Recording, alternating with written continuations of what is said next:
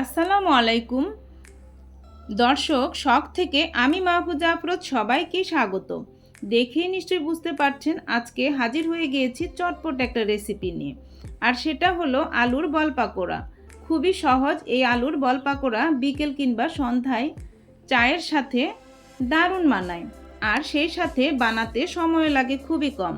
আশা করি আজকের রেসিপি আপনাদের ভালো লাগবে। চলে যাচ্ছি পুরো রেসিপিতে।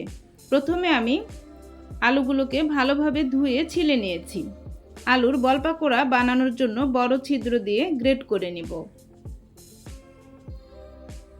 আর এই কাজটা একটু সাবধানে করতে হবে, না হলে হাত কেটে যাবে।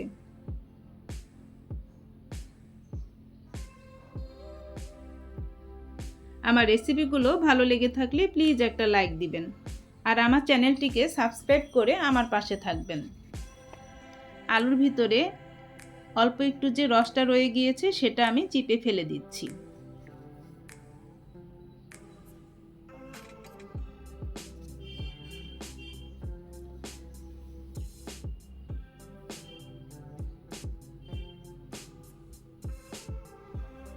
সবগুলো রস আমার চিপে ফেলে দেয়া হয়ে গিয়েছে।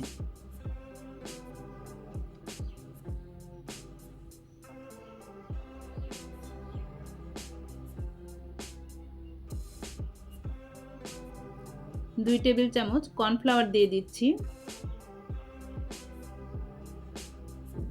হাফ চা চামচ কালো গোলমরিচের গুঁড়ো দিয়ে দিলাম, 1 টেবিল চামচ চাউলের গুঁড়ো দিয়ে দিব, 1 চা চামচ মরিচের গুঁড়ো দিয়ে দিচ্ছি, আর দিয়ে দিব স্বাদ মতো লবণ।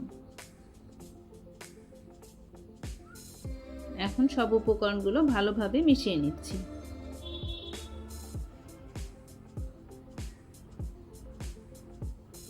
খুবই অল্প মশলায় ভীষণ সুস্বাদু হয় এই পাকোড়া বলটা। আমি এখানে পেঁয়াজ কাঁচামরিচও ব্যবহার করি নাই। ভালোভাবে মাখানো হয়ে গিয়েছে, এখন আমি বলের শেপ দিয়ে নিচ্ছি।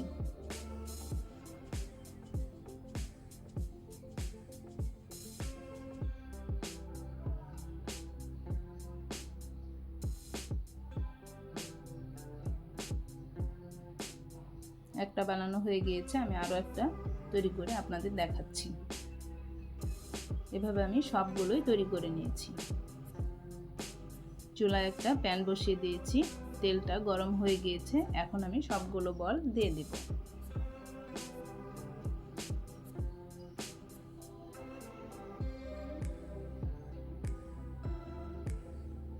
আর একটু সময় নিয়ে আস্তে আস্তে ভেজে নিতে হবে, তাহলে উপরটা খুবই ক্রাঞ্চি হবে আর খেতে ভীষণ সুস্বাদু হবে।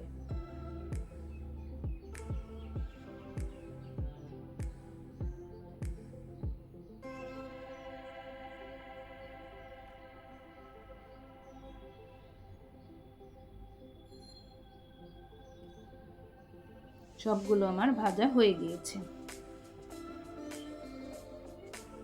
এখন আমি সবগুলোকে উঠিয়ে নিয়েছি, এখন শুধু খাওয়ার পালা। আপনারা সবাই ভালো থাকবেন, নিরাপদে থাকবেন। আমি এবং আমার পরিবারের জন্য দোয়া করবেন। আজ এই পর্যন্তই। আল্লাহ হাফেজ।